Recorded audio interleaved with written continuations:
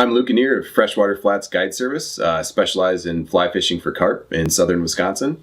Today I'm going to be tying a Brahma Bugger. It's a fly that I like to fish a lot for carp in clearer water. So follow along and we're going to get tying.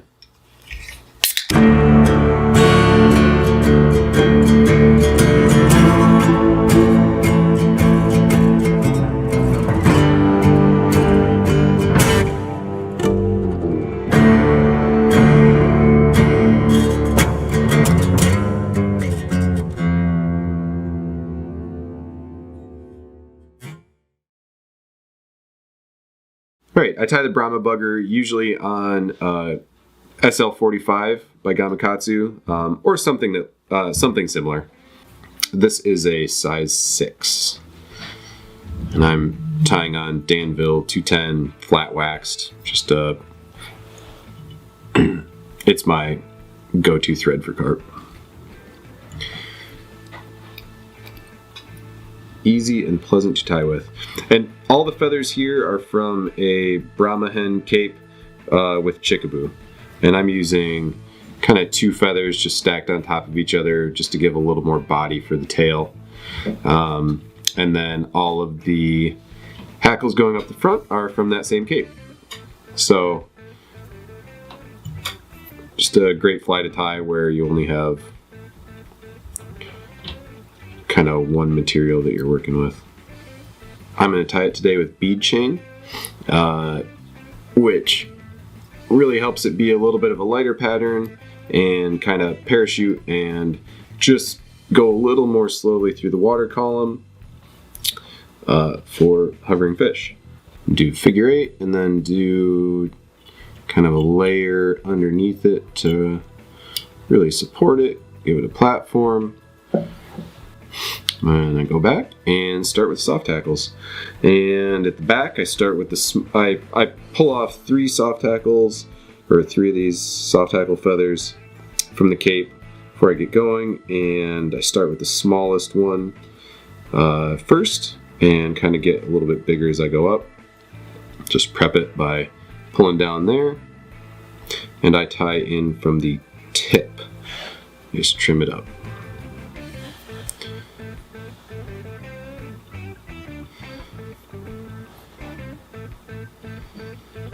Go forward a little ways.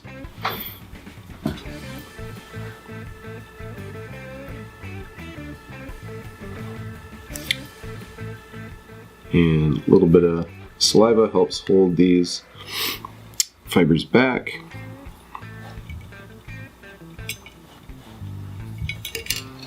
I'm just going to set that out of the way.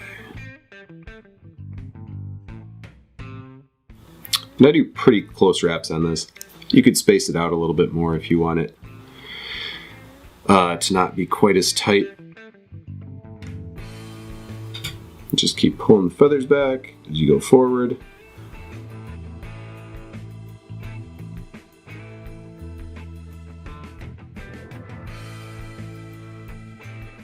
Sometimes this will take 3 feathers, but this one looks like it might only take 2. In which case I am going to use the bigger of the 3 that I pulled off to finish it up. And if I need to, I'll go all the way up to the kind of fuzzy marabou-y stuff at the base of the fly, or base of the feather. And I like the looks of that anyways.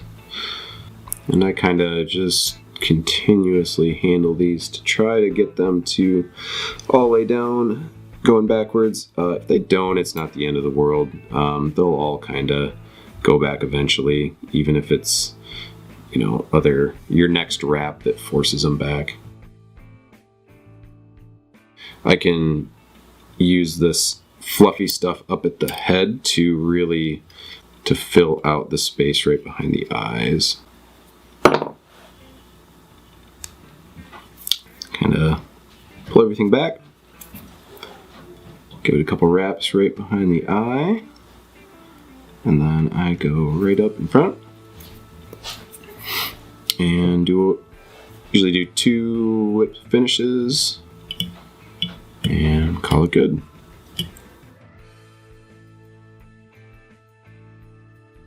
That fly will fish really great for fish looking for damselflies, dragons, hanging high in and around weeds, or for trout. All right, the Brahma Bugger. What do you use to catch this? I use this fly for tons of stuff, but I keep it in my carp box as a little bit of a lighter fly. Can be a bit parachutey. I like it as a slow sinking fly in clear water where carp are suspended, not necessarily tailing, and they're looking for something kind of mid-column. That's what I like it for. Excellent. And that kind of leads into like how do you fish this thing? Yeah, so this is one that I'll fish. Well, so in clear water, and a lot of the time, if it's like it might be like higher suspended fish in a lake that are cruising around looking for damsels and dragonflies, or just in clear eddies if they're circling around in a river with a bit more current, circling around and doing stuff in down trees and whatnot. This is a great one for getting fish that are 1 foot, 2 feet down in water that's maybe 3-4 feet deep or something like that. Sure, and as a smallmouth guide, I think this pattern would be awesome. Dropper off of a popper in a place that you have damsels going on. I've never done that, but I think it'd be real good. Sure, it looks great. Yeah. Yeah, and is there a certain time of the year you like to fish this, or mainly is it situational based? Yeah, I think this one's a bit more situational based. This one especially screams to me kind of summer stuff, when damsels and dragons are going, but that's, yeah, anytime it's warm, they're going to be going May on, so. Sure. Anything else you want to add about this one? It's not my pattern. This is a Tim Flagler pattern, or that's where I first heard of it. Great tie-in video a couple of years ago, and yeah, I just love it. It's a simple, just one cape will do it for you. You got all the things you need. So just a simple pattern that works for tons of stuff. Excellent. Thanks. Thank you. All right, folks, that does it for this episode of Drinking with Scissors. Thanks for tuning in, and be sure to hit that subscribe button to stay up to date with more Drinking with Scissors episodes. Also, do yourself a favor and head on over to blackearthangling.com to see all the awesome things we're up to. Until next time, cheers.